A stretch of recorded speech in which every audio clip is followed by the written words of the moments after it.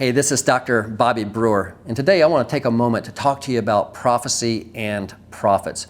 How do you handle this, when we have these bad prophets? Number one, can I encourage you to stop promoting them?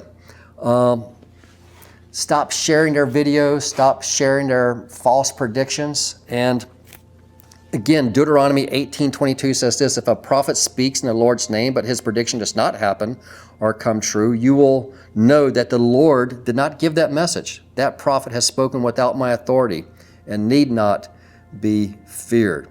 It doesn't matter how many times they say, "Thus saith the Lord," if the Lord didn't really say it. You know what? Even odds makers in Vegas occasionally get it right. And are, as the old saying goes, even a broken clock is accurate twice a day. So let me encourage you, stop promoting them. Secondly, is we want to test the spirits. 1 John 4:1 tells us that we should actually test every spirit. And this is something we need to do, especially in this day and age. We need to test the spirits. So how do we test the spirits? Number one, I like to think of it as like a filter, all right? So think of level number one in this filter of being, is that prediction, is it compatible with God's word?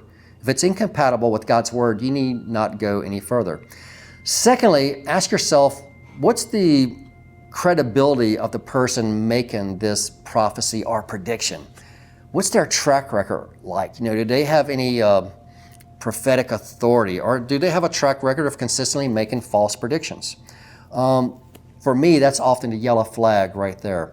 The third thing I like to look at is their lifestyle. Do I trust the person who's given me this prophetic word? Do I even know them? What's their lifestyle like? Are they seeking to live out the teachings of Jesus?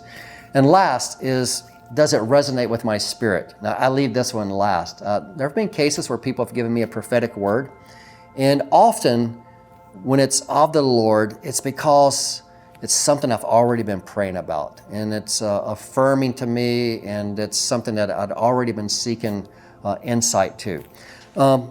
Thirdly, though, is if a person continually makes false predictions and prophecies that do not come to pass, let me encourage you to lovingly confront them. Galatians 6:1-2 says, if someone is caught in a sin, you who live by the Spirit should restore that person gently. But watch yourselves, or you also may be tempted. If a person says, thus saith the Lord, and the Lord didn't say that, it's a lie. And they need to be confronted, lovingly confronted, but they need to be confronted nevertheless. What I've noticed is that, unfortunately, in these prophetic circles, there's very little accountability. No one holds them accountable. So here's how would you do that. You would simply say, hey, I noticed you made a prediction that didn't come to fruition. And it's important that you let them know that the prediction didn't come to pass. And then you would want to know, hey, what happened here? What's going on? And Lord willing, perhaps it can be an opportunity where they can begin to learn how to steward that gift properly. Last, but most certainly not least, I want to encourage you to become familiar with God's Word, the Bible. Did you know that we have more revelation right here than any of the biblical prophets? Yeah, you have more revelation in Isaiah or Jeremiah, actually even John.